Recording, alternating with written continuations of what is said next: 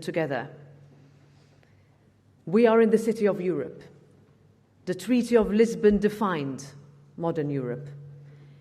In 2007, European leaders headed by José Manuel Durão Barroso and the Commission came together here in a powerful combination of symbolism and future-driven ambition to set out Europe's path.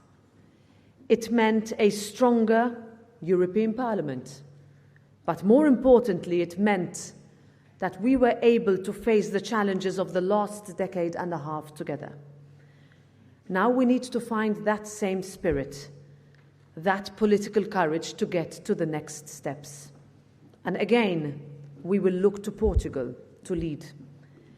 Portugal understood sooner and perhaps better than most that we can never be free until we are all free, that we can never be safe until we are all safe, and that a united Europe is the best guarantee for all our people. It is this philosophy that guides our response to Russia's illegal war in Ukraine, a war that no one wanted, that no one invited, and that targeted all that we hold so dear in Europe. It was a wake-up call to the fact that there are still those for whom our European way of life is a threat, simply by existing. That is why we could not, and we did not hesitate to stand with Ukraine when it mattered the most.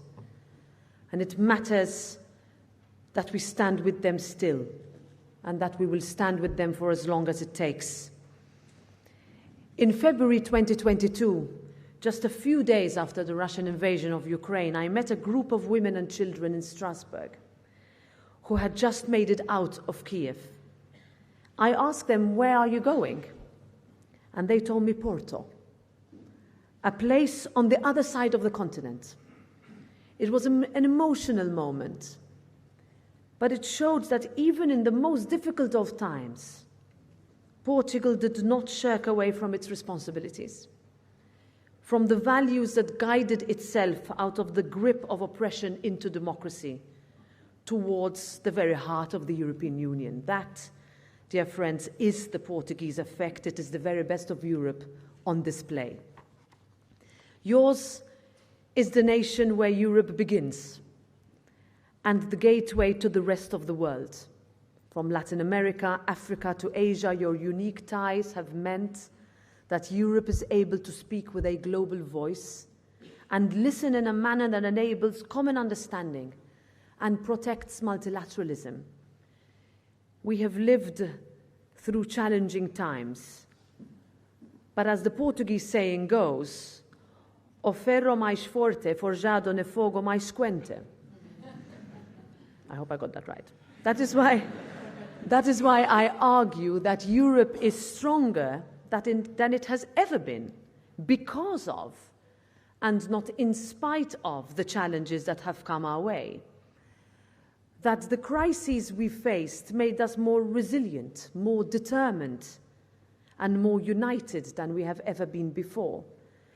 That our values matter more and emerge stronger, even when they are tested, as at few other times in our story. And in the last years, our faith in our project, our values, have been tested many times over. But Europe has met the moment and stood tall. At the height of the pandemic, we managed to ensure the provision of vaccines and ventilators, made huge steps forward in our joint capacity for health. We supported jobs and businesses and helped national economies recover. We only managed to do that because we worked together. Together we have rallied with unprecedented unity to provide military, financial, political and humanitarian aid to Ukraine. We stood resolute and firm against Putin's intimidation tactics and cut our dependencies on Russia. Together we stand for humanity as we push to de-escalate tensions in the Middle East and build lasting, sustainable stability and peace in the region. Together we are making the first significant steps at building a real EU security and defence union, one that understands our core belief in defending peace that Europe stands for. Still, we know that our union's strongest geopolitical tool remains enlargement. It is a win-win process. When it came to Ukraine, to Moldova, to the Western Balkans, to Georgia, we put our words into action. Like we did last week, when we defied all odds by voting in a robust legislative framework for migration and asylum.